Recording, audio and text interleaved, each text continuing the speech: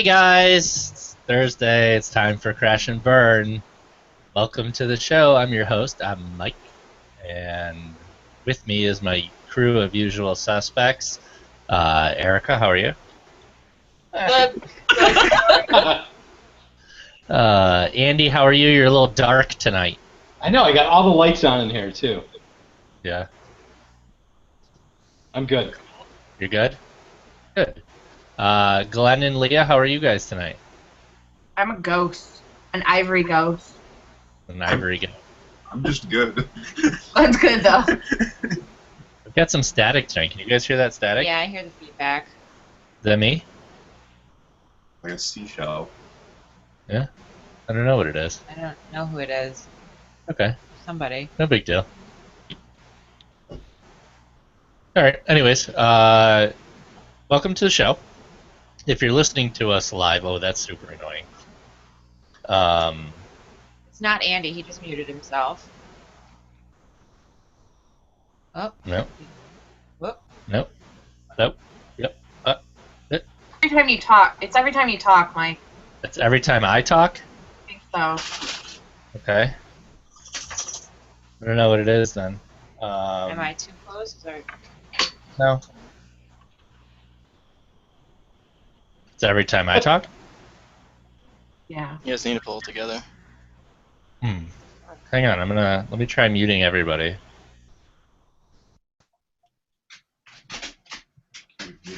Oh, that's better. Can you guys hear me? I don't hear it now. Oh yeah, we can't hear them because I muted them all. I can't unmute you guys. Are you? You gotta unmute yourselves. I think it's Ian. Maybe Ian, do you have headphones on? He's I muted. do have headphones on. I do. They're right here. We'll make it work.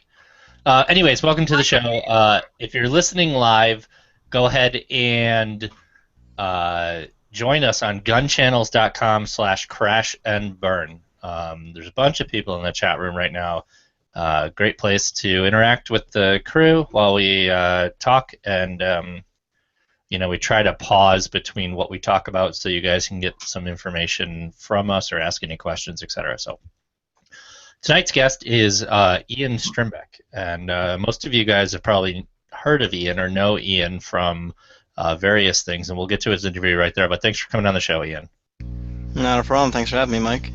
Absolutely. So let me thank our sponsors, Fox Den Tactical, Clean Snatch Soap. Check out their soap and use our coupon code Crash and Burn for 15%.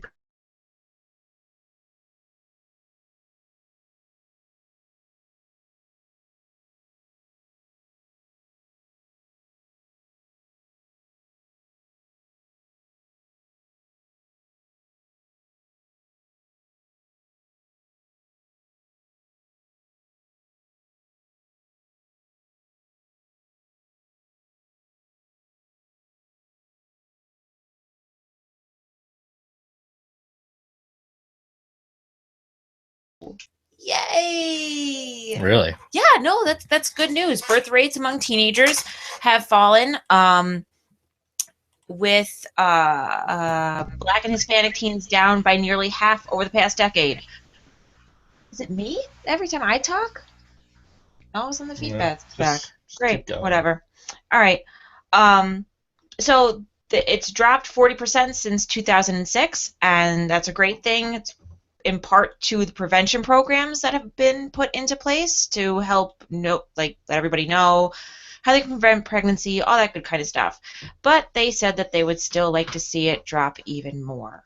Yeah, so we're showing a downward trend, which began in 2006 and has continued through 2000.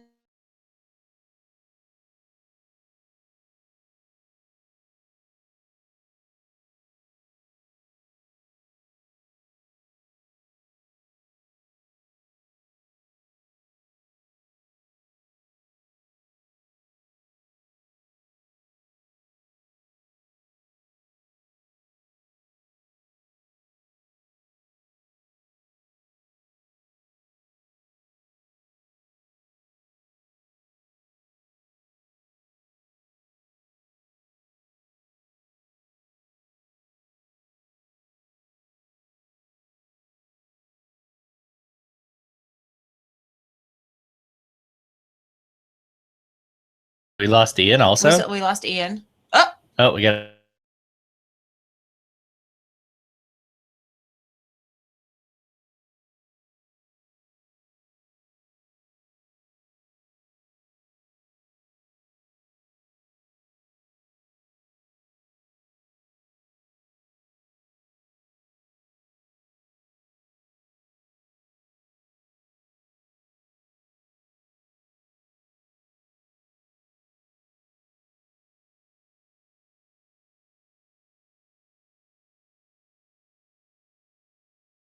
Can you hear me?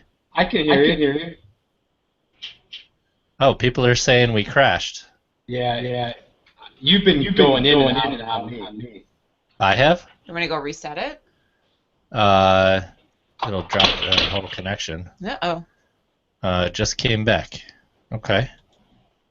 Could be crap internet tonight. I don't know why. Glenn said that their feed was frozen 3 times and they're rebooting. All right. Me too. Mine did the same thing. It froze 3 times. But what are you going to do? Yeah, it's probably the internet here tonight. Maybe it's just not such a great connection.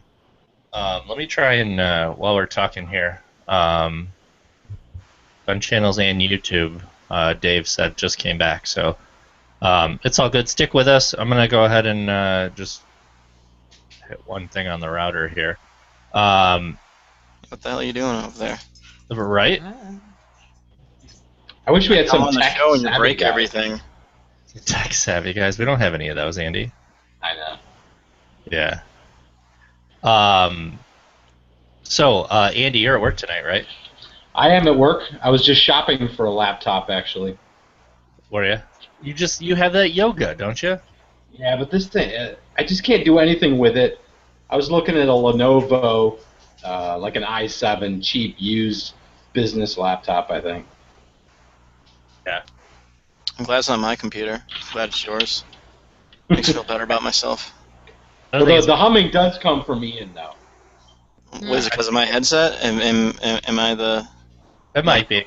Not a big deal, but it's Yeah, not a I think big the deal. internet here is shitty tonight. I mean, we're in like a track, so the people could be on the internet. We're on cable, whatever. Come on. It's a heavy Amazon night. It might be.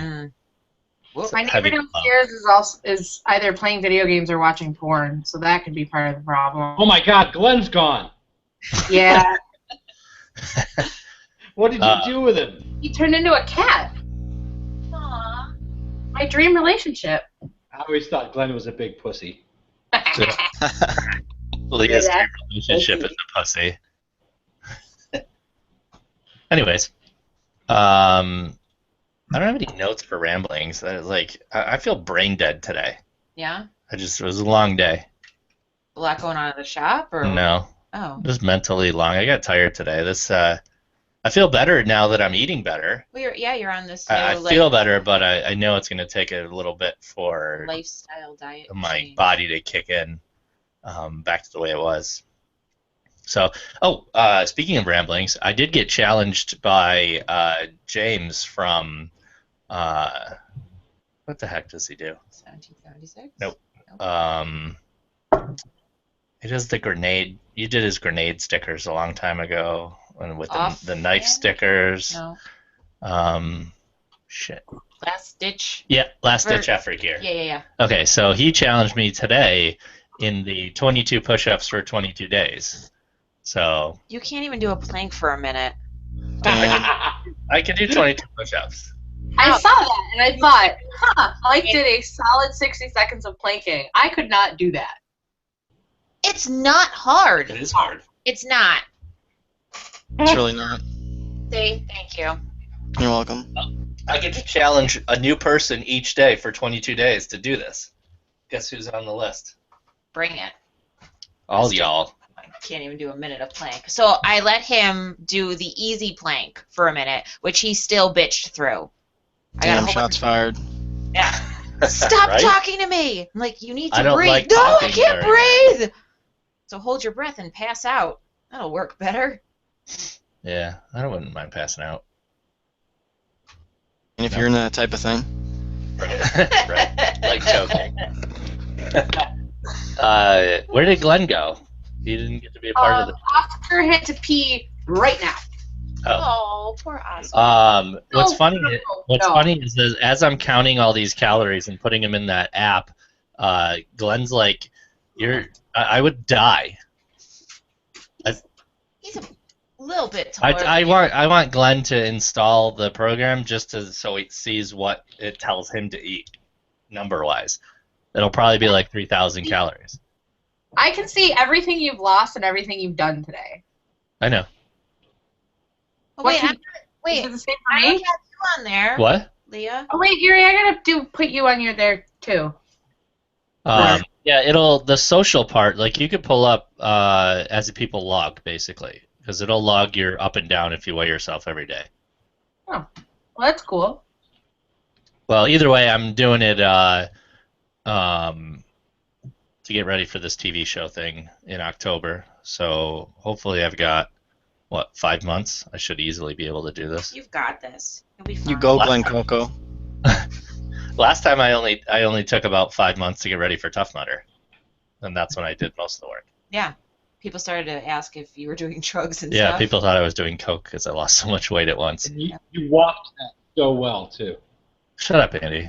It's still hard. It was hard. It was the hardest thing I've It's ever hard to done. walk. I was in decent shape for that, and it was still hard. But we picked a really hard one. We picked the hardest one. Yeah, up That in was the hardest one, yeah. Mount Snow. Vermont. Ian, you're up in New Hampshire, right? Yeah, actually, Mount Yep. Snow's like, New Hampshire. like 45 minutes from me, Yeah. I think. Yeah. Bill Welling asked who thought you were in PA. Nope. Good old New Hampshire. I'm probably about 25 minutes from the Vermont border. Yep. Cool.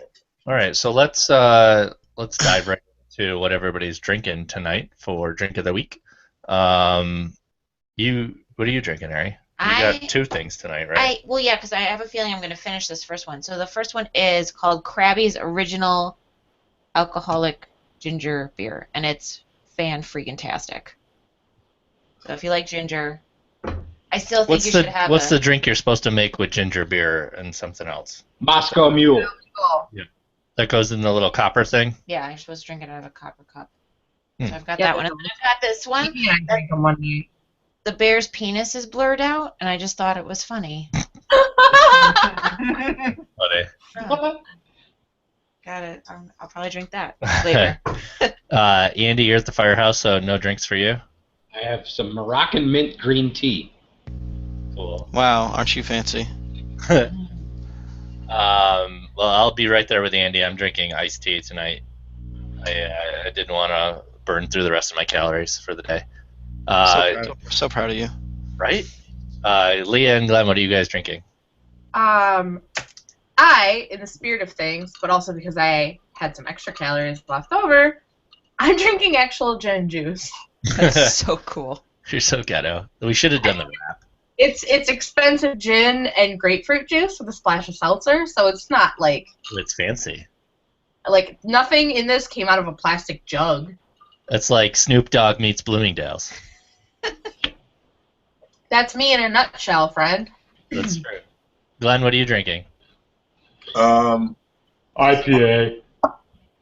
Oh, this is Loch 32, which is a local beer company.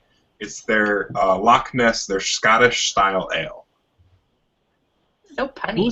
What was the one that I had at that bowling alley, Glenn? That was real good. The Rock Brewery one, the porter or stout. CB. That was Hood Hops. I like that beer. No, the Rock Brewing Company I had. Oh. Oh, they just released a new IPA. It was probably that. Or it could be. I thought it was a stout. Well, the stout, that was the Moo Milk Stout. That's it. That's what I had. That was good. I liked that. Cool. All right, so let's jump right into our interview here with Ian. Now that everybody's kind of caught up with the feed and should be working okay.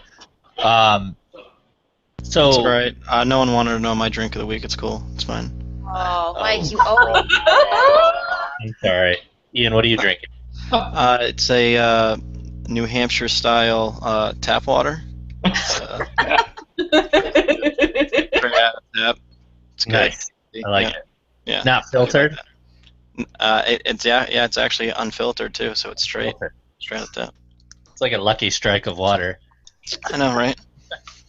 All right. So, with that said, Ian, why don't you tell us a little about what you're up to these days? I mean, I know back in the day, you were combat focused and everything. So, give us a little background of, how you got into training and instructing, and sort of where you gotten to where you are now. Sure. Let's see. Spent some time in the military right after I got out of high school from '06 to 10, and was in the Marines. Did that for about 4 years and got out and went to college using the GI Bill. Got a bachelor's and a major in communication, concentration journalism, minor in psychology, and I've always kind of had an affinity for teaching. So I took one of Rob Pincus's of IC training. I took one of his user end courses, I think almost 5 years ago now, and really liked what it had to offer and looked into the instructor development portion of it. Took that soon after, and I've been teaching his combat focused shooting curriculum since about, let's say, almost 5 years now. And let's see, also within that time frame, also did a little bit of work in the executive protection realm when I lived in the Boston area before I moved to New Hampshire.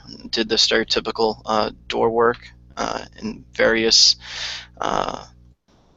great bars in Boston as well. So saw the nightlife there as well. And then a couple of years ago, I think it's almost 2 years now. It'll be 2 years this August. I decided to make the move up to New Hampshire, get out of Afghanistan, as I call it. And I've been teaching at the local range here, which I'm lucky to have enough. It's about 10 minutes from my apartment. It's right up the road. And they're really open-minded there. It's not like stereotypical ranges that you go to where, it's very FUD-like, as I call it, or, it's all the older generation that don't like the newer style of shooting, so to speak. They're really open-minded. We're actually looking to expand and actually make a indoor range as well. But we have, for long-range distance shooting, we have pits too, just for regular pistol shooting. It's a really good range to belong to. And Rob was actually just up here this past weekend for the part of the Personal Defense Network 2016 training tour, and the Keene Cheshire County Fish and Game here up in Keene, New Hampshire is one of his stops. It's been for about 3 years now, and I got to team teach with him the advanced pistol handling portion of the CFS curriculum, which is more kind of outside of the probable, more in the plausible realm, such as unorthodox shooting positions and one-handed reloading with the handgun and stuff like that. So it's always good to have Rob up here and have the ability to teach them and whatnot. So yeah, and that's about that. Since I moved up here, I got involved with a good friend of mine that owns a company called Freedom Hill Gear, and I've been teaching under him. We offer training as well as kind of soft goods as well, and I think I wrote one of your questionnaires about a product I could talk about, and we're actually in the process of I don't want to show pictures of it yet because it's still in development, but we're in a friend of mine. Yeah, go ahead. I like the name. Yeah, it's called the ASFAC, as we call it, and it's a collaboration between another good friend of mine, Blake Fowler, and Freedom Hill Gear, and it's actually a way to carry very minimalist medical equipment on your person. And I've seen various attempts at trying to do it. I've seen the ankle holsters, and I've seen even inside the waistband pouches for medical stuff, but some people just can't carry that type of stuff. I'm not really a fan of having to put this humongous thing around my ankle, especially if I like to wear shorts in the summer. It gets humid up here in New Hampshire in the summertime, and this thing's about the size of a, or should I say, about the size of your palm, the width of a wallet, and can fit in your back pocket. And it's still in development, but it's definitely something that I haven't seen on the market as of yet. So it should be interesting. That's cool. Well, for people who don't really know the CFS program, explain a little bit about that for them. I think I've talked about it a few times, Sure. but I've been through the instructor program also, and I think it's a good program for people to take that are just getting their handgun permits and starting to get into it. Absolutely, yeah. It's so the CFS program is a counter ambush methodology. It's designed to help the shooter become more efficient in the context of a worst case scenario. It's an intuitive shooting program, so it's designed to work well with what the body does naturally in that worst case scenario, in that situation where you don't see the threat coming, which is more than likely the situation that we're going to be in. There's a lot of instructors out there that teach strictly off of their resume, and you have these people that are filling their classes that have 9-to-5 jobs like most of us here doing the podcast, and they're, as I call it, doing fantasy camp training. And that's all well and good. You're more than happy to, and anyone is more than happy to spend, their hard-earned money however they like it. But realistically, what does the average 9-to-5 person, have to do with, wearing a plate carrier and knowing how to breach a door or clear a room? That's not really realistic to your everyday life. Sure. And the CFS program kind of is an answer to that supposed problem of you're in Ben & Jerry's deciding between cookie dough and peanut butter cup, which is a very tough decision to begin with, personally, because I love Ben & Jerry's. See what I'm talking about?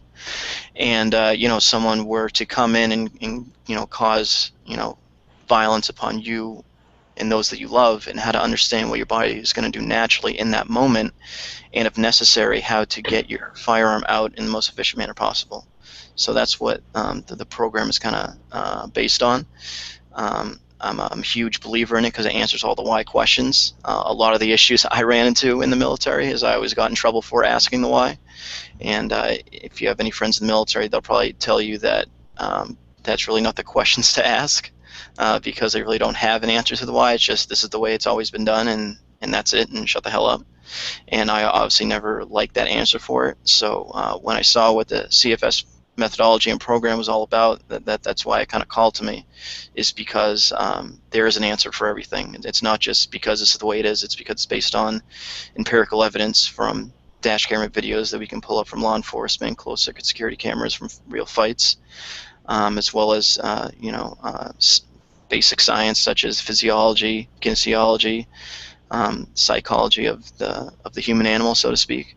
And it's a constantly evolving program. A lot of the stuff that I was taught in the instructor development portion many years ago has changed since then, and that's the beauty of it. It's if we find something new or something that has evolved since that point in time, we will obviously implement that and change that in the teaching of the course. I think what I liked about the curriculum the most is the emphasis on the efficiency of everything. Exactly. The importance of how efficient plays in a role of the whole idea of you have a limited amount of time and you're not going to be prepared for it.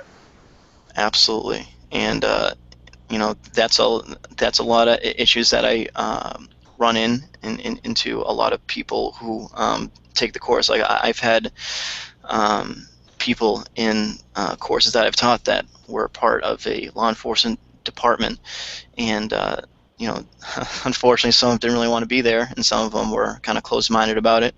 And a lot of people other than law enforcement that come to the course actually have a very high competitive shooting background, and which relies a lot off of timers and whatnot. And as you know, and if people that don't know, we don't do any type of timing shooting or any shooting in the program that revolves around timers, because in a ambush scenario, being on a timer is irrelevant.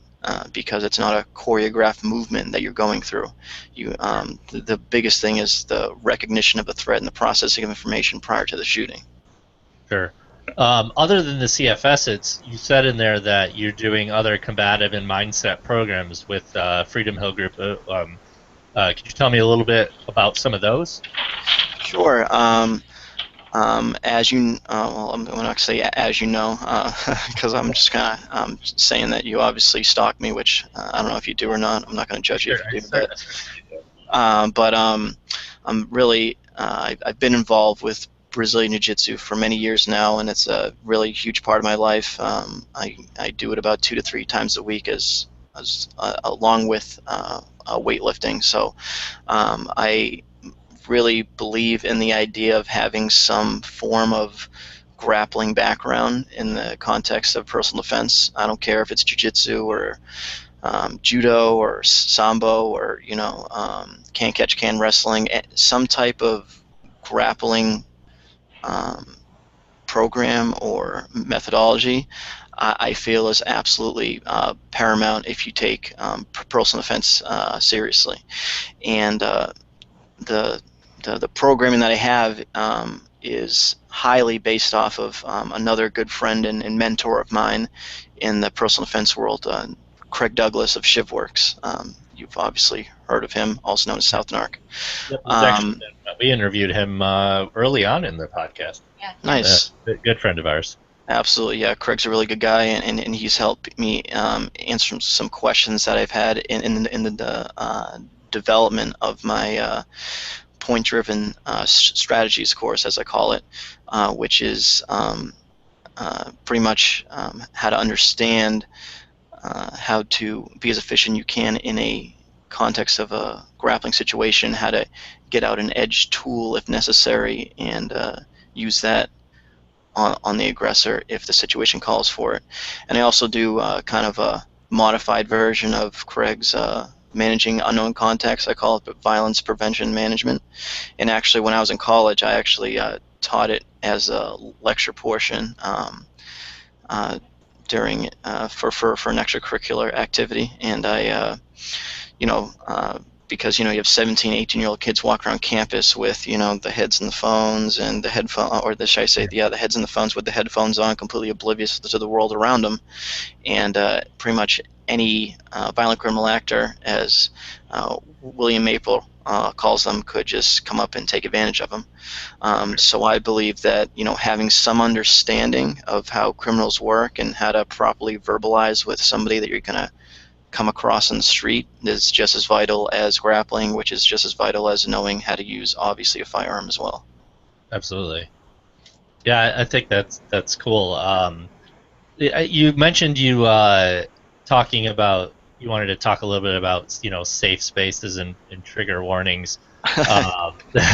As far as the stuff that's going on, how do you think some of what you see going on right now with to play off the idea that everybody's sort of in their own world, especially in colleges and stuff now. Where do you see it going? Do you see people less and less concerned and trying to bury their heads in the sand, or do you actually see people coming out trying to break that habit or trying to learn more about it? What's your typical student now? Yeah, no, unfortunately, I kind of view it as just getting worse from here. I hate to be the Debbie Downer, but when I was in college, what was it, 5 years ago, it definitely wasn't as bad as it is currently. Like I just what you see on the news and the stuff that pops up through your feed on Facebook and what you read on the internet, it just seems like it's in a unfortunate downward spiral, and in my opinion, it's because people aren't willing enough to take care of their own responsibilities. Instead, they're looking to point faults onto other people, which is the unfortunate downside of it. And I just kind of think it's funny that as you've seen in my many Instagram posts, I'm a huge proponent of, with the motivational stuff I talk about, of just being a strong individual and not not saying the can'ts and just following through what you say you're going to do. And I always make fun of the fact that we evolved from people who hunted down wild beasts in the forest with sticks, and now we're offended by words or stuff people write in chalk on college campuses, and it just kind of blows my mind sometimes. And sometimes I think it's like a person just like trolling immensely, and if they are, like, well played because you got me good. Right. But at the same time, I know that it's unfortunately like it's serious, and it just kind of blows my mind, I guess. It's a sad reality, and I think it's gonna, like, it'll come to a head at some point, but while it's making its way there, it makes it harder and harder for people like you to get people to come into the class, because all they want to do is ignore the problem as opposed to taking it upon themselves to fix it. Exactly.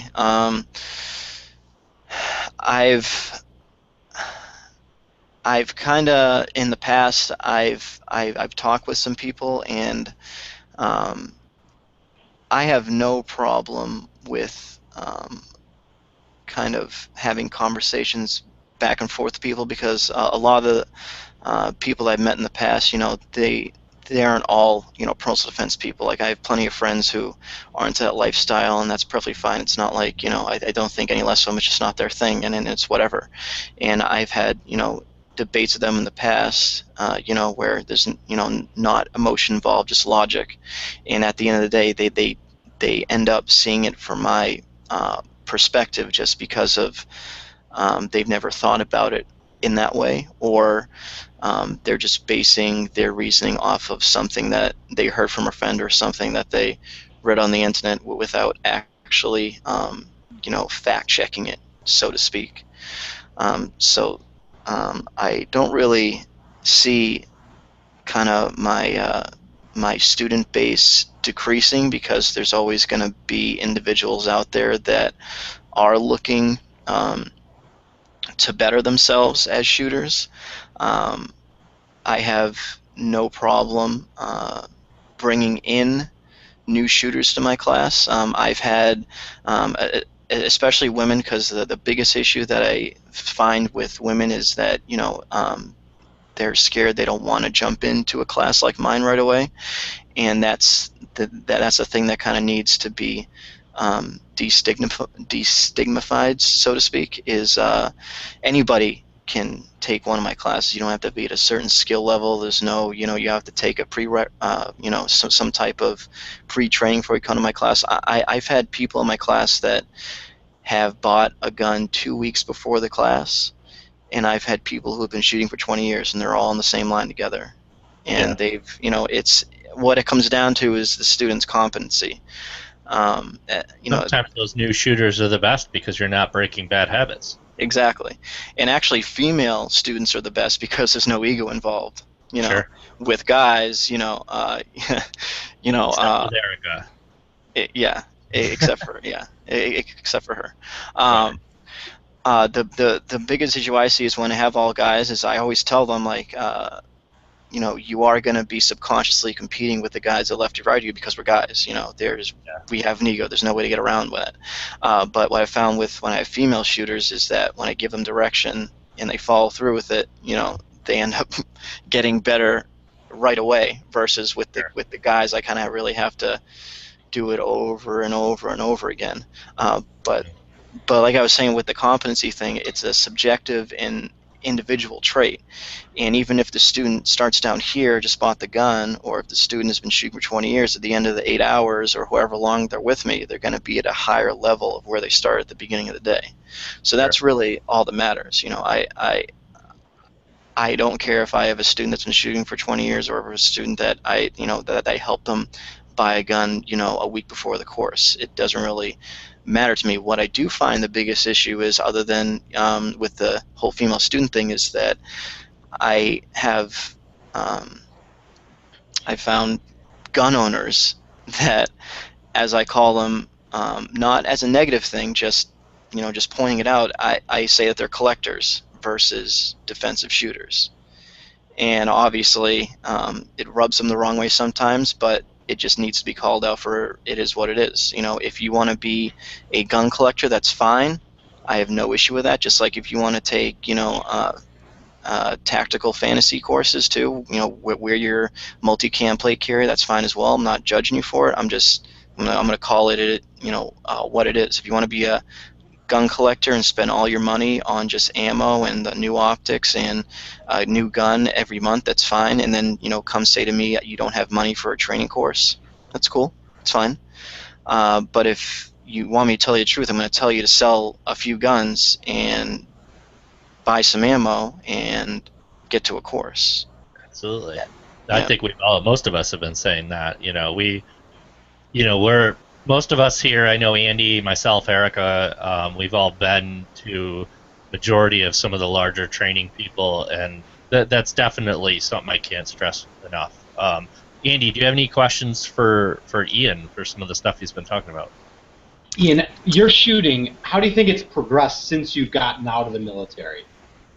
I say that it's progressed, way over than anything that I was taught in the military, and that's another funny point you bring up in regards to training, because going back to students who say they don't have money to train, they also use the excuse, oh well, I was in the military, or yeah, that's the point I was trying to get to. Okay, I see good, a lot yeah. of people. Oh yeah, or Yeah.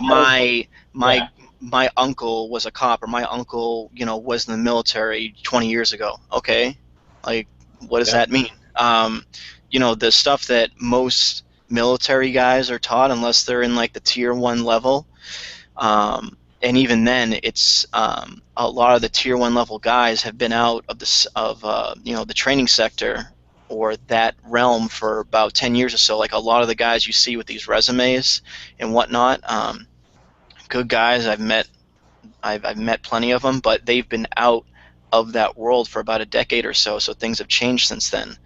And the same thing that goes with the military. A lot of stuff that I was taught was completely archaic and doctrinated skills that just hadn't evolved with the times. And like I was saying previously, they didn't answer the why. It was just, it is what it is. And that's another huge issue is people think that training somehow correlates over to what I teach in regards to concealed carrying a handgun, which it's peanut butter and pickles. It's completely different. It doesn't even correlate at all. Yeah, and first of all, it's a perishable skill. So if you're not out there repeating all these things, you're going to lose everything. Yeah, sure. Absolutely. And how can you carry appendix? It's so dangerous. Appendix. What's funny about that is I started carrying appendix probably, let's see, about 4 years ago, or even almost 5 years ago, when it was still, it still hasn't died out with that you're going to shoot yourself thing, but even back then it was, how could you carry like that? Now you look at any reputable trainer or anywhere around the gun world, and now everybody carries appendix. I think no one questions it. That exact discussion at one of those NE shooters. I think the time we were out drinking or something, and it was the first starting to pick up for everybody to do it. Yep. And now now all these trainers that talk shit about it before, now look at how they're carrying now. Everybody carries appendix now. Absolutely.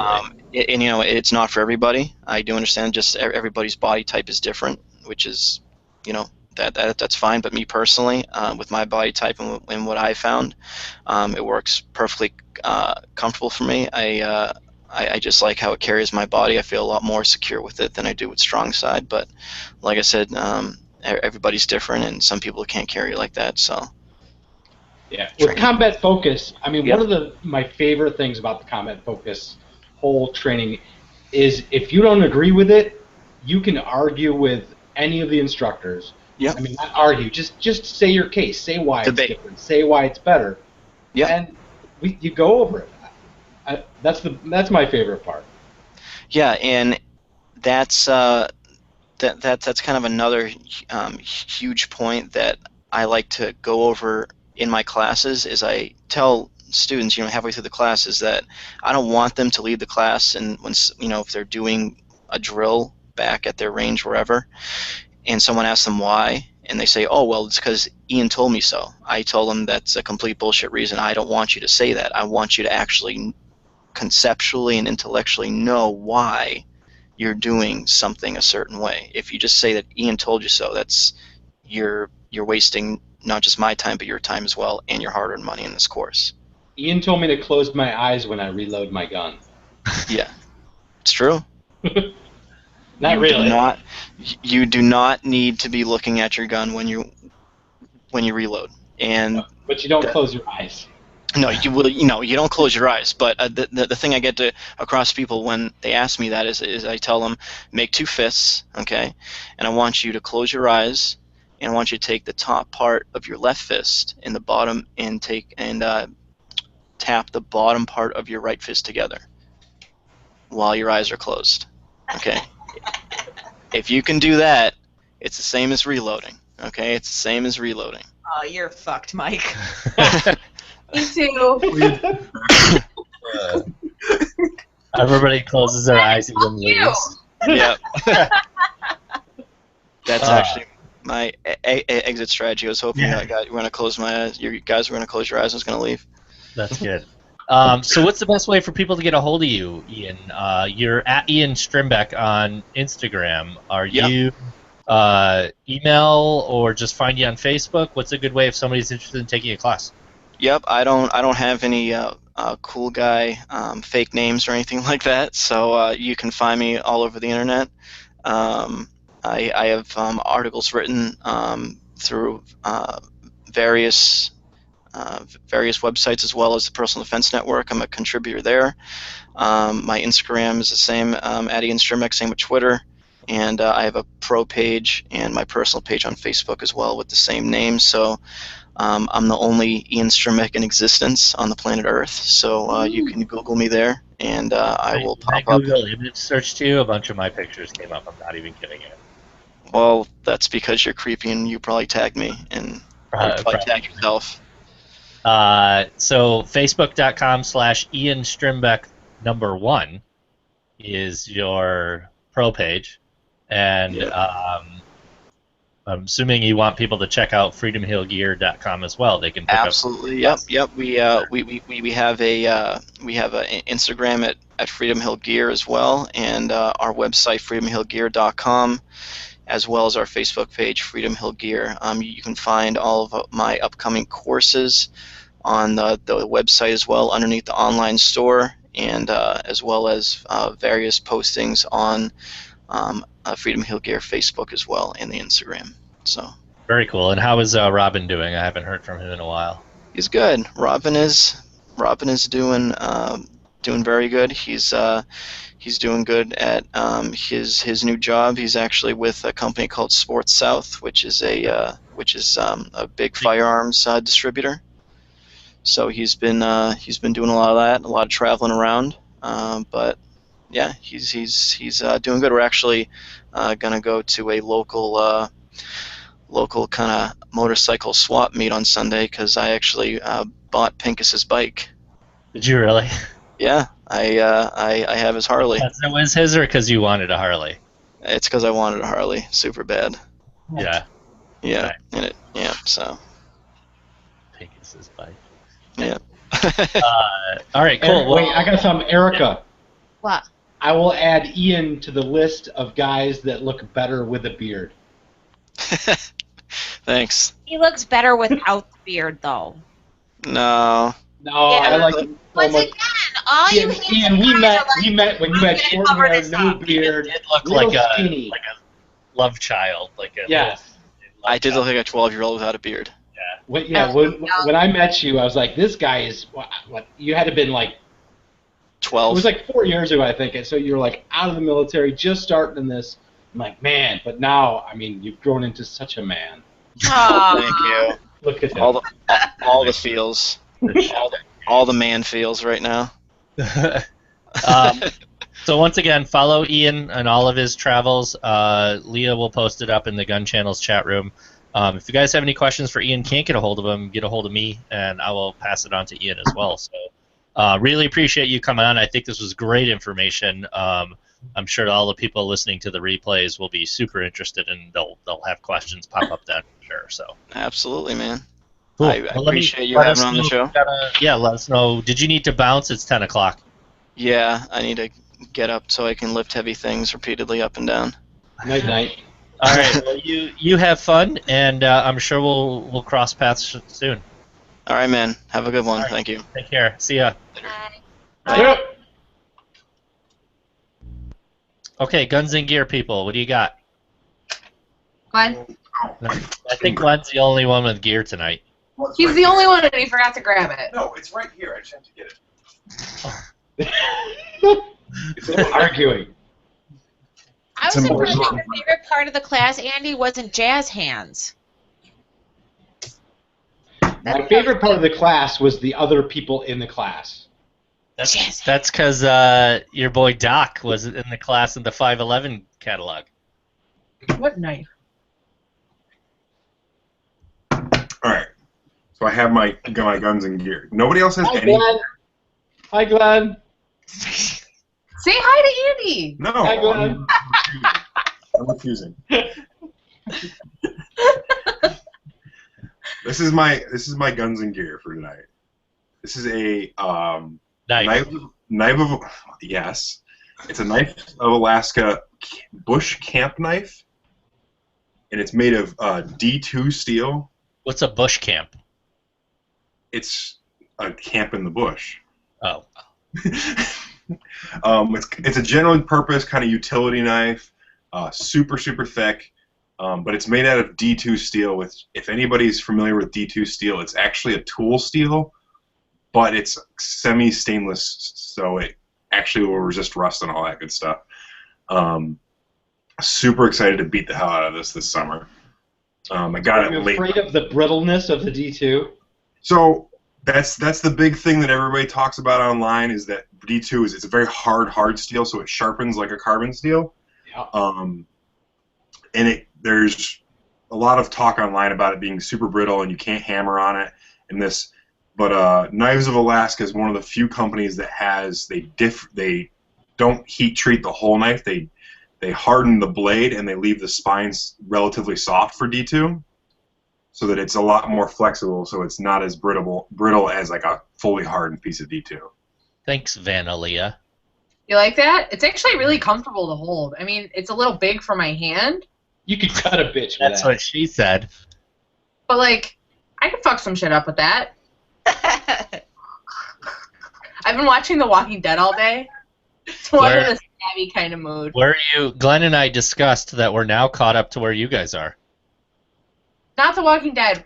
Fear the Walking Dead. I'm sorry. Oh, but well, What? who cares? I Glenn and I are caught up to where you guys are. We're totally caught up except for the Am season I caught that up just too, passed. or do you just watch it with Glenn at night in bed? Glenn, Okay. obviously. And I said we're. You said Glenn and I are caught up to where you guys are.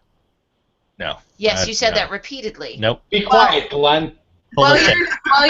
you're jonesing for more Walking Dead, I definitely recommend Fear the Walking Dead. It's not as good, but it's super stressful to watch, and isn't that why we all watch The Walking Dead? Ugh, Yeah. it's a lot. Exactly. All right. So I got no gear tonight. You forgot yours again. Well, I told you not to say that. Andy, does that work? Andy, you got any I cool? have a- You got a hose? I got a phone. Can I see a hose? Can you go spray something? Hose is in the trucks. No. Yeah, why haven't you done a fire truck for your Yeah, gear? right? I feel like a fire truck is pretty good Can gear. I hold a hose and spray it? Yes. Can we film that? Yes. Yeah, there's only a sign that says you can't ride the fire truck, not that you can't. Yeah, we can spray. Oh, okay, Can cool. we spray each other? Yes. Ooh. Is it gonna hurt? Yes. Yes. Are we doing this before or after we stab ourselves with EpiPens?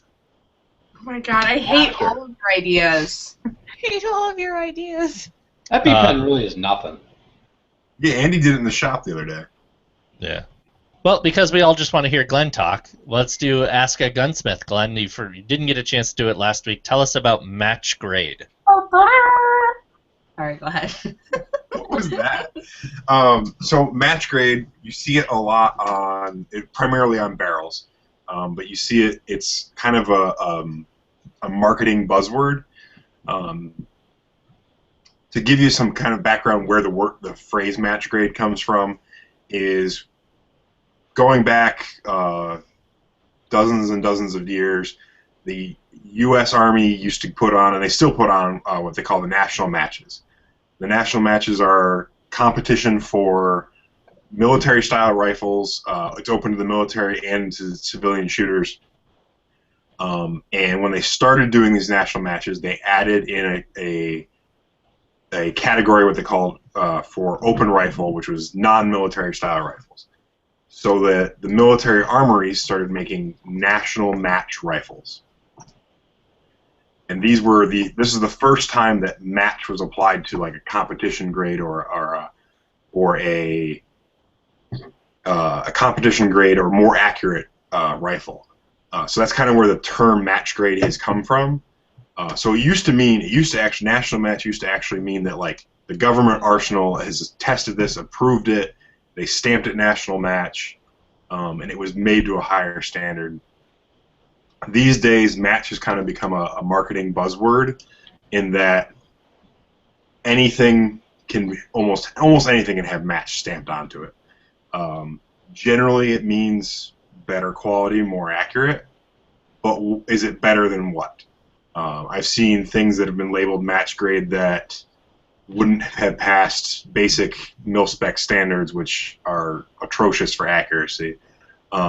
It really comes down to it's all a marketing buzzword these days. Even the phrase national match has become meaningless unless you're getting it from one of a very few companies that actually take the national match phrasing very seriously. You see it in the Springfield Armory XDM. The M in XDM stands for match because they have a match grade barrel. What that means is anybody's guess. Supposedly it means that the barrel is better than the regular XD. I'm not really sure how you make a handgun barrel to a national match spec for rifles. It's just so when you see match, kind of keep it in your head that it's just a marketing thing. It's like anything else. It's like racing stripes on a car. It's like anything like that. Low fat. Actually work. The racing stripes on cars Definitely actually work. Hey. Yeah, I feel like they definitely make the cars faster, Glenn. Yeah, well, yeah. Just having match on the side of your barrel does not mean it's any more accurate. Match on your ammo does not mean it's any accurate. Now, most reputable companies will make their match product better than their regular product, but that doesn't mean it's the best product. You just have to be kind of aware of the fact that just like anything else in firearms and ammunition, have marketing. There's people sitting in rooms trying to sell you things that you don't need, or sell you something over somebody else's product. So kind of take it with a grain of salt, especially these days. It just seems like match has kind of run away. And I'm seeing on gun channels, Dead Horse is talking about Armalite having national match is the original. Actually, Springfield Armory, not the company, the original government Springfield Armory had the original national match. The 1903 Springfield rifles. They used to make national match rifles for the U.S. Army shooting teams, and that's where the term came from. And then the NRA got involved and got them to release them to the civilian market. Did you see what Dave just wrote? Yeah, Dave was commenting match means more consistent. That's the general thing. That's the general meaning. That's what you and I and everybody else would think when you see match on something. Sure. But that's not always the truth. Just because companies use it as to differentiate their better product, but it doesn't mean it's actually like there's not like a minimum spec for something to be written match. Like you see no fat like on products. There's an actual like they have to meet a standard to write that on a product. You don't have to meet any standard to write match on your product. Generally, a company will use the word match to indicate the product is better or of higher quality.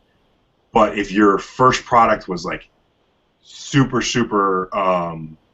low quality to begin with, your match product might not be better than anybody else's regular product. Dead Horse was coming back. He says that sell to the public. Actually, they were selling NRA national match rifles back in the 1930s before World War II. I wasn't even around then. Yeah. I was. Armalite wasn't around back then. Armalite's probably the first one to sell the national match ARs, but the first national match rifles were sold in the 30s and 20s. That's the rifle I'll take to the CMP, right, Glenn? Absolutely. And Andy was talking about the CMP shoot. For people who don't know, CMP is the Civilian Marksmanship Program, and they're a government-created organization, but they're independent from the government now. But they work very closely with them, and their entire job is to encourage people to learn how to shoot, and they feed a lot into the national matches and the Creedmoor style shooting and that kind of stuff. And that's a whole nother world of tons and tons of rules and all that kind of stuff. But that's kind of, so when you see match, just kind of take it as a grain of salt. A lot of companies have run with it and kind of abused the term. The good companies are still kind of holding it to a high standard, but some companies, especially a lot of the overseas companies, abuse the hell out of it. Yep. So that's kind of all I got. So back to you, Mike. Wait. You have another question on gun I channels. was going to answer that on gun channels. Oh, okay. It's... Sorry. Dave, Glenn's going to get you on gun channels. All right. Let's, while Glenn is getting Dave on gun channels, let's turn it over to Leah for her dictionary. I picked this one for you, Leah. Thanks, Bo. Wait, hang on. My internet is... Don't thank me yet. I'm going to read along with it. It's a good one. It is a good one. Are you there? All right, kiddos. So tonight is an Urban Dictionary night.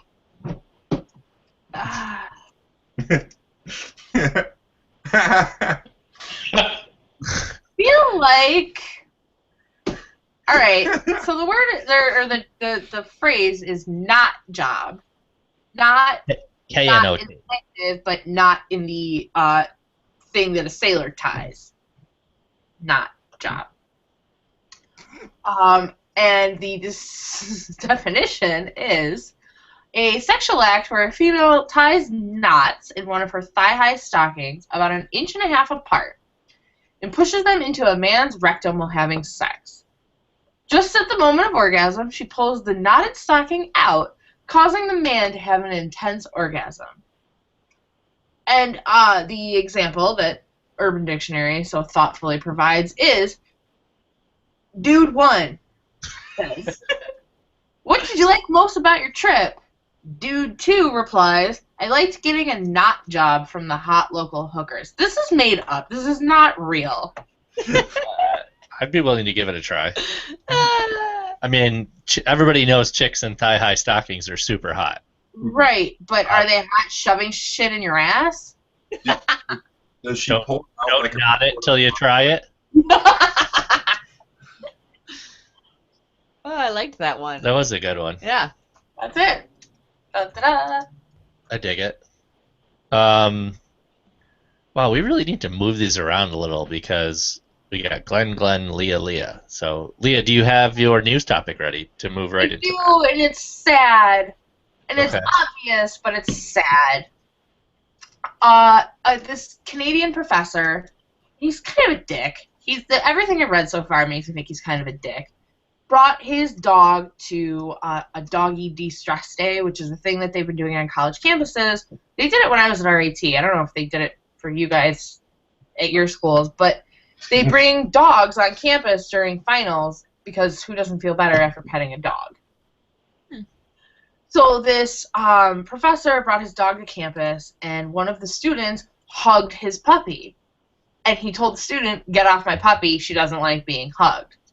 And the student was like, "What the hell? Everybody likes hugs. Hugs make everyone feel better. They increase levels of serotonin. They make you happier." Sure. So the professor basically realized that dogs aren't people, and so decided to research whether or not dogs actually like being hugged, because dogs are animals that are biologically inclined to run away from things. So he went online and he did a bunch of research, and he concluded that dogs do not like being hugged, and we should not be hugging our dogs. I'm gonna fucking hug the shit out of my dogs. I know Max likes to be hugged. Odin hates it. Actually, I read this. I spitefully hugged Clover, just 'cause. And so there is some, I mean, if we all know a little bit of something about dog behavior because we all live with dogs, they don't always like Oscar right now, not super pumped on being hugged. Not really feeling it. Yeah, but at work, Oscar comes over and paws at me and then tries to freaking eye rape me. Right. Oscar is, what do you call him? Struggle snuggle. Oscar likes to struggle snuggle, yeah. But he barks at me till I turn and face him so he can struggle snuggle me. Right. My issue with this guy is he went online and he looked at 250 random pictures of dogs hugging people on the internet. My question is, how do you only look at 250 pictures? And that's the thing. There are millions and millions and millions of pictures of dogs and people on the internet. There are millions and millions of pictures of my dogs and me on the internet. He looked at all of these and he calculated the signs of stress, because dogs give physical, obvious signs of stress: the ears back, eyes wide open, head turn. And in most of the pictures, the dogs are doing that. They're stressed out because people are forcing them to be hugged. So he concluded that dogs do not like to be hugged, and you should not hug your dog. Maybe dogs don't like their pictures being taken. I'm going to hug the shit out of my dog, and I'm going to take a whole bunch of pictures of my dogs, and they're going to like it, whether they want to or not. So yeah, that's the news. Don't hug your dogs, kids. Well, I'm going to hug my dog right after this. Take that news. Max and Nala will love it. Max loves it. Odin might bite you. Max likes to spoon. Yeah, he does. He's good at that. He's a good little spoon. He is a good little spoon. Yeah. I guess, all right, okay. Yeah. I'm super excited for this next part, Andy. Take us in. Do we have music or anything? Hang on, I'll find you some good music for it. Nah, don't worry about it. All right, so I gave the task the other day of naming 10 things that you would bring into the woods with you that you're going to have to use to survive for 30 days. We basically said your pack and your clothes were included to make it a little bit easier. Wait, I've got good music for it. Okay.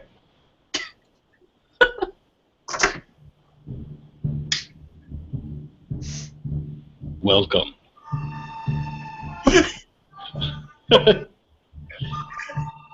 Welcome to packing in for 30 days.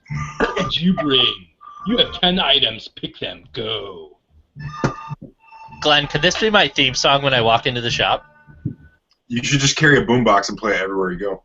I like that. I'm going to put it on my phone for tomorrow. Ooh, a ringer. I should make it a ringer.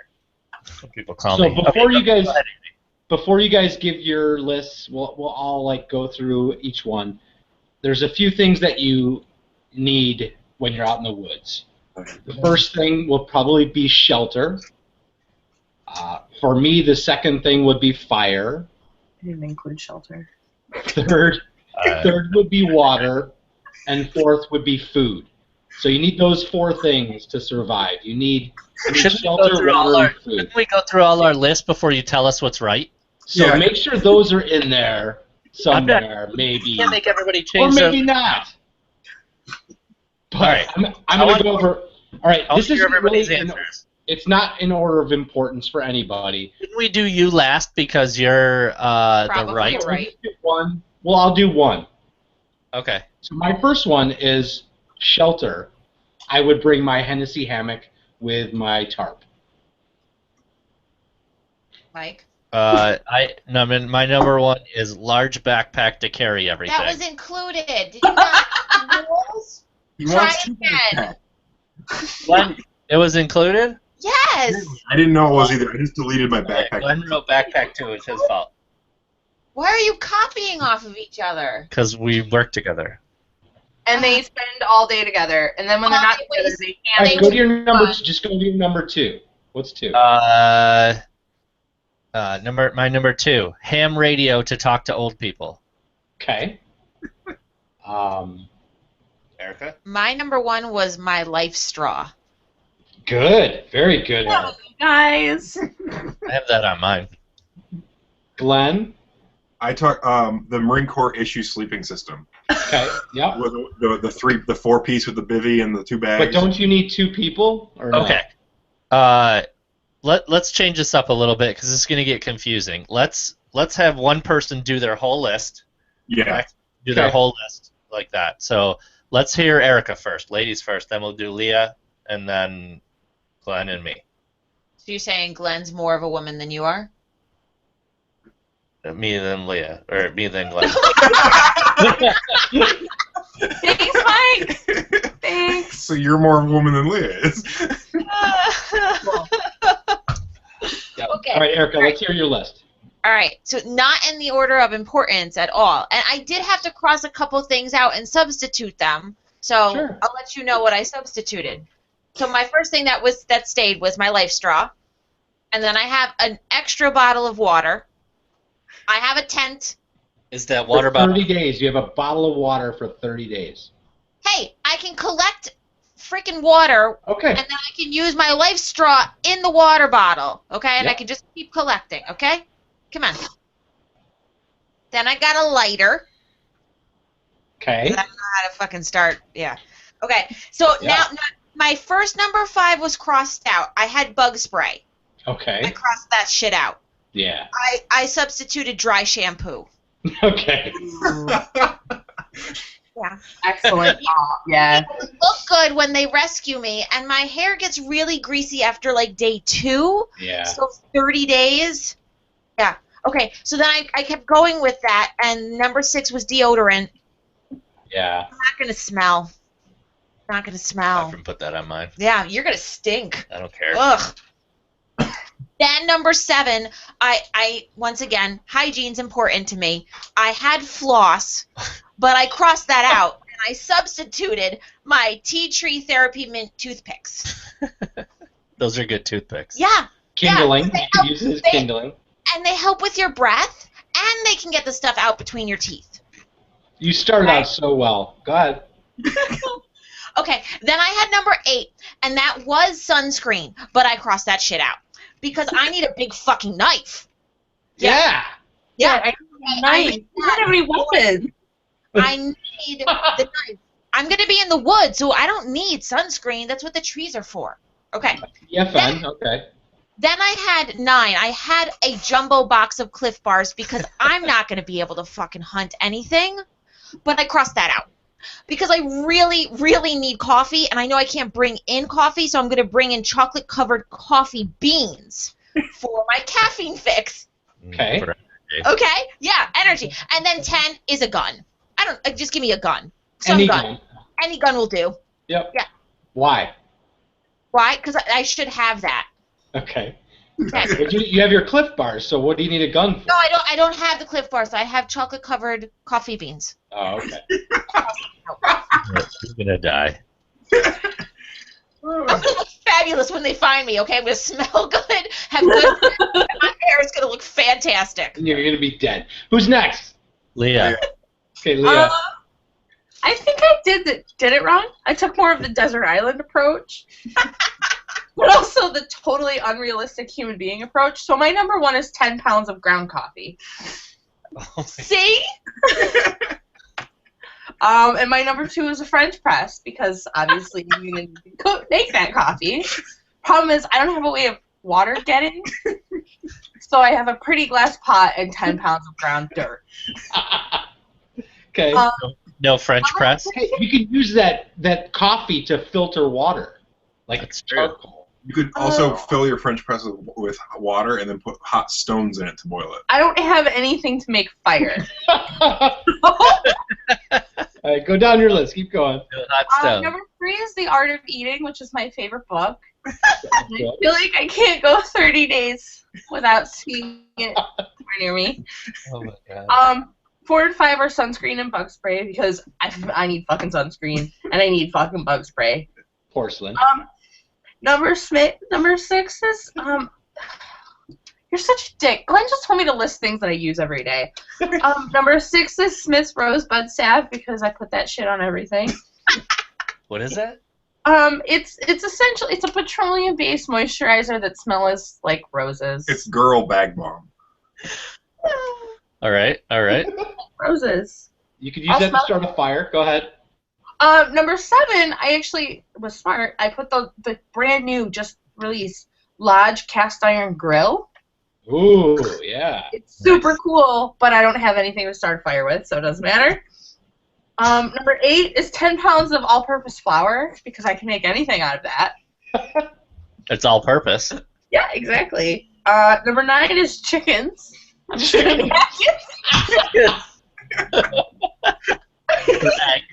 Right, I need eggs. What am I going to do with my flour with no eggs? It's a pretty big backpack you have, by the way.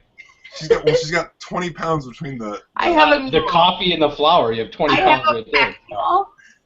And number 10 is really high quality pencils and Bristol paper. What? Okay. Glenn said, list things that you'd use every day. Yep. There's my list. We're gonna die. We're all gonna die. Mike? Me? Okay, here we go. Number 1, large backpack to carry everything. Redundant. Number 2, ham radio to talk to old people. Glenn. Number 3, prepackaged 30-day food supply. What is that? Prepackaged. Glenn said it was okay. What the fuck? Number 4, large katana for killing. Okay. A knife, that's good. A knife is good. Large katana because it can go on my back. And it's good for people and animals. Okay, Michonne. Number 5, fire starter for starting fires. Okay, what kind? Like a lighter? I don't know. A thing? No, because a lighter will run out of juice. In 30 days. Yeah. How many fires are you starting? Every night, I gotta stay warm. Take the big Bic things. That'll run out too. In 30 days? Yeah. No, it won't. Good. What's VI? Number 6. Life straw. Number 6. Life straw for sucking water. Yeah. Number 7. Titanium canteen to put said water into. Okay. Number 8. One person tent. VII is 7. It has 3 eyes. 8. IX 9. Suppressed 1022 rifle. Okay. And number 10, 500 rounds of ammo. This is a bullshit list. I thought my list was pretty good. On squirrels. Right. You could have put your ammo with your rifle. I think that's one thing. But that's what I did. But I think everything. While the radio really isn't in one of the 4 things, your 30-day supply of food is kind of cheating there a little bit. Glenn said I could buy that somewhere. It's not one thing. I mean, yeah, you can buy it and put it in a closet in your house. Oh, is it big? 30 days of food? I mean, how much food do you eat in 30 days? It's like 10 5-pound. Go way down. That's for sure. Like there's the 3-day 5-pound buckets for 3 days. Seen those? Really? Yeah. Yeah, I guess I could bring astronaut ice cream. Okay. Chickens. Chicken.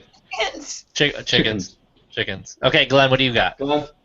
All right, so the first thing I had was the Marine Corps sleeping system, because it's indestructible. Weighs 40 pounds, but that's fine. It's fine. Then the second thing I had was my camp axe, because it is the best cutting tool you can have. My third was the bush knife.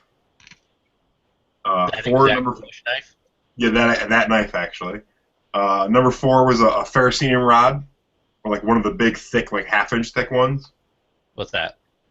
One of those It's fire Sparky. Oh, the fire starter. Yeah, fire starter. Number 5, I had a heavy cover titanium canteen kit. Number 6, I had a GI style poncho for shelter and rain protection. Number 7, I had Leah's Henry 22 rifle. Cheater! I want that. I'm gonna give up my Chickens? No, I'll give up the pencils and paper. You can't give up chickens. No, you can't. What's the point of having a gun if you don't have chickens to shoot at? That's true. And then number 8, I had my pack that I used, my modified Molly pack, but then Andy said packs were included, so I switched it out for the Marine issue Digi tarp. Number 9, I had the 7-day emergency Mountain House freeze-dried kit, so which you can stretch that for probably 2 weeks or more. And then number 10, spare socks. Clothing, but yeah. Well, socks are the most important. Socks, like, I was in the infantry. We live and die by socks almost. Didn't you tell me once that your socks stood up? Oh, yeah, I've watched socks do that. Yeah, about a week of socks. All right, mine really quick. I had my shelter, my Hennessy hammock with my tarp. Number 2 is my fire steel, my ferro rod. Number 3 was a knife, my Mora. Nice. Number 4 was my water purification. I had life straw and pills in there. They could go either way. Doesn't really matter. Number 5 was my cooking kit, which I have a larger 10-inch pot with a boiling pot on top of that. Number 6 was my flashlight, black diamond headlight. No one said flashlight. I hate it in the dark. Yeah, I didn't think of that. Number 7 was my camp axe. Number 8 was paracord. Number 9 was my 30-30 stainless. And number 10 was my compass. You're all gonna smell. Except for you and me. Yes. I could have put. Well, I'll take back my bag since I didn't need it, and the ammo can go on that. That opens up 2 slots. So, boom, axe body spray, and socks. No, you'll smell worse. I'll attract a bunch of bros that'll be like, well, "What's up, bro? What are you doing out here in the woods? Let me help you out." And then they'll come back and take me, and we'll go fucking crush pussy. Or they'll bring a keg with them, and you'll never leave again. You know what Right. none of us have is like a sleeping system, though. No one has a sleeping bag. I was the only one that had a sleeping system.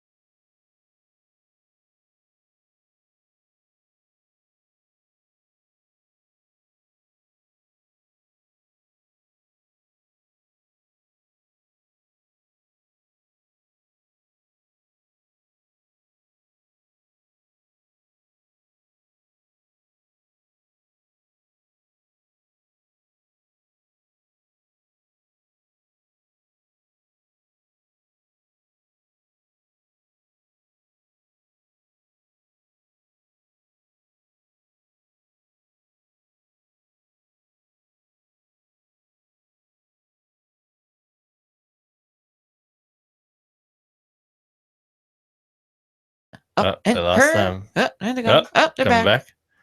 Maybe it'll just take a couple seconds again, like it did last time. Maybe you need to mute and unmute everybody like you did last time. No, it's not internet. It must be Google, because the rest of my internet's working fine. Huh. Well, Google. Google Hangouts must be having trouble tonight. Why can't they pick another night to do this? Because they know it's us. We talk Yeah. about guns. Are they back? Are you guys back? Ah, look at cool. that. It must be Google tonight having some weird stuff because it was all the rest of my internet was working fine. Yeah, ours too. Weird. I blame the Google. If Yeah. Google breaks, your internet break? Google doesn't like Jews. Well, the last thing I was saying, I was like, we should do more stuff like this that sort of gets people thinking about what would they do. And Listicles? I like hearing Leah and Erica's ridiculous answers to things. My answers were not ridiculous. No, not at all. Survives Totally. 10 pounds of flour. Chickens and paper. First of all, you are the person that can't go a day without taking a shower. So You're right. I'm super surprised that you don't have at least deodorant, toothbrush, Because something. I also know how to.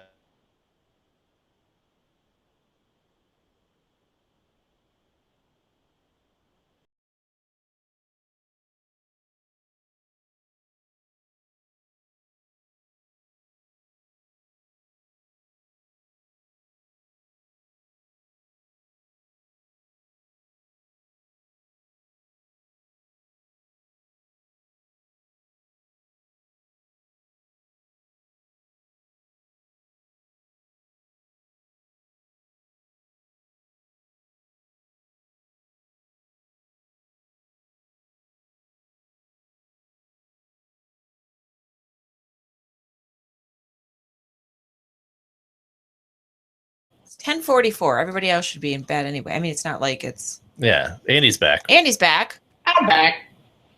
They are. Did you hear what I said? I did. Up to what? We should do more of this, get people thinking, and Yeah. I like hearing the girls talk. Yeah. There's got to be. I like boobs. Oh, thanks, Andy. Oh. Why don't we think of other ways that Andy can turn this prepping segment into other things for us to think about? Okay. Whether it's prepping or end of the world stuff. I mean, 30 days in the woods is cool. All right, so what's next? Everybody come up to their list of the first 5 things they would do in a fire sale. In a what? In like the whole remember the fire sale, the whole theoretical thing. Leah, what do you have? Well, I was watching Fear the Walking Dead today, and I realized day 12 hit.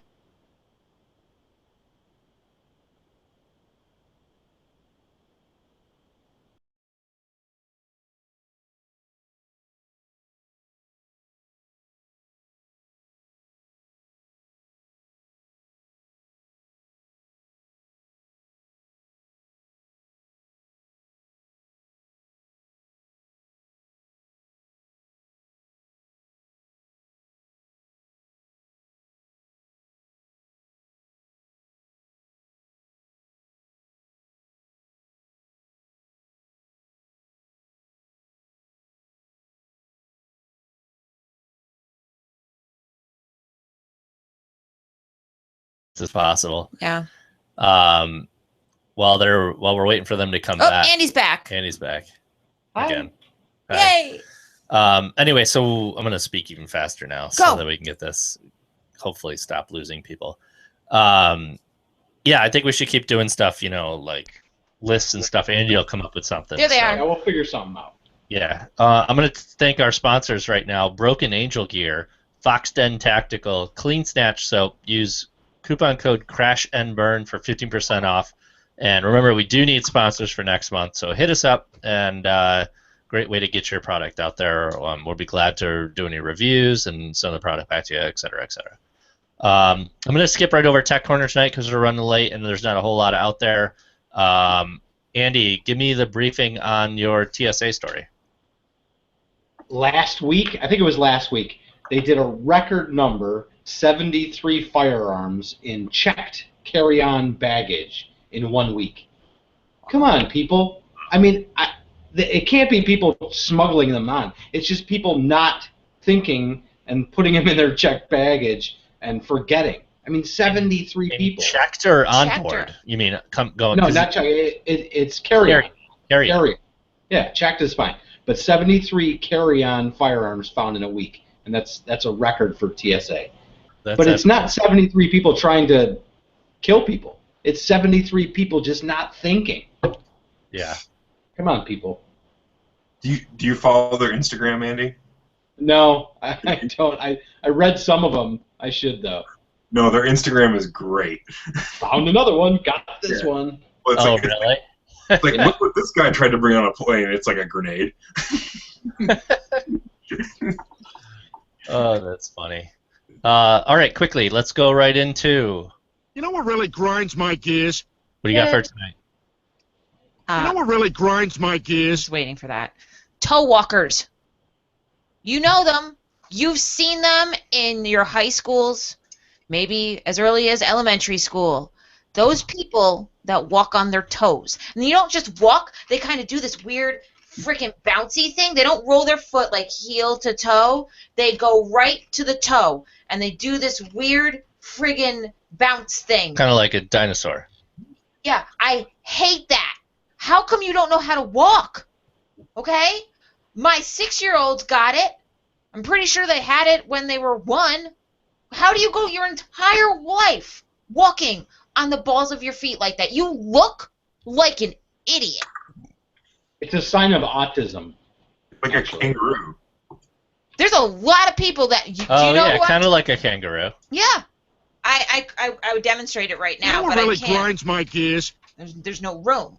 I know a bunch of people that do that. Yeah. Seriously? It is kind of annoying. It's really annoying.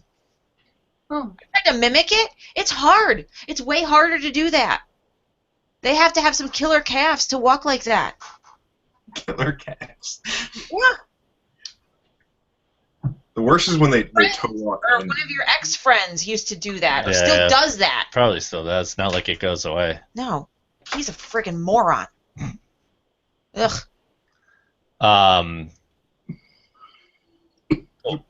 Pretty extensive Wikipedia What, article. so what do we got coming up this weekend? Let's wrap this show up before we get cut out again. This weekend, Glenn and I, maybe Andy, are going to a machine gun shoot on Sunday. Other than that, just normal stuff this weekend, right? Yeah. Yep. How Oh, about you know what we didn't talk about that I wanted to bring up in Ramblings? That's what I wanted to bring up. What? The picture that got cut out of Alex's. Oh, yeah. Save it for next week. Okay. That's a pretty big discussion. Okay. Yeah. I'm interested. Okay. Why didn't you tell me? You never tell me about this stuff. That shop is a black hole. They just talk to each other there, and they never ever let me know what's going on. Because here, let me explain to you why. Okay, Glenn is married to a female version of me, and Erica's married to a male version of Leah. So when Glenn and I are together in the shop and we tell each other, in our brains we've told our significant other. When we get home, we forget to tell both of you guys. It makes it so much bigger than it is. Okay, answer. It's not untrue, but it's so much bigger than None of that has been denied. I like that. No. That's good. So, Andy, you said you got something going on Saturday, or are you coming around the shop Saturday? I don't remember. You have work? I thought you had something going on Saturday. There's a party? Party? Kid party? I don't remember. Oh. We're I finding a do new not recall. pastor for church. Oh. I probably can't remember. I don't know. Google. All right, so yes, I will try my best to have the iTunes link up tomorrow also. I've been trying to do it the day after now, so follow all of us, at Mike Santola, at Erica Santola, at Andy Dickinson, at Leah Knaprap, at the Hipster Gunsmith. Those are all of our Instagram and or Twitter names. Follow the show on Spreaker, Spreaker.com/crashandburn, and on Gun Channels, gunchannels.com/crashandburn. All great ways to get a hold of us. If you guys got any ideas for the show, Also, remember we have the Crash and Burn listeners group on Facebook. We post the new shows on there, the replays, and any other cool things going on if we're going to be out and about or we're going to do some events or anything. So next week's show, I don't think we have a guest for next week, so it's just us. If something comes up, I'll let you all know. And I'm going to thank our sponsors one more time. Clean Snatch Soap. Use Crash and Burn coupon code for 15% off. Broken Angel gear. Check out their bug out bags. Great, like I said, great since kind of what we talked about today. Great, pick up one of their pre-made bags for bugging out. Check out Fox Den Tactical. And once again, if you know anybody that might be interested in sponsoring the show or want some promotion on some gear or anything, hit us up. And we thank you all for listening as usual. And we'll catch you all next week. Bye. Bye. Thank you. Bye. Bye.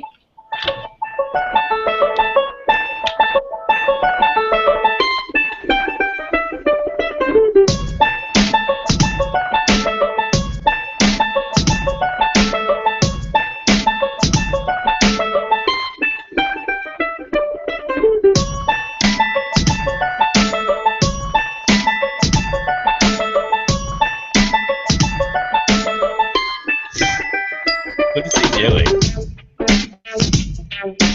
You're muted. Tour of the firehouse. Are we getting a tour? Yes, it's dead.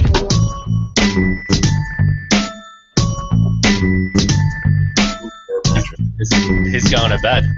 Night, night, Andy.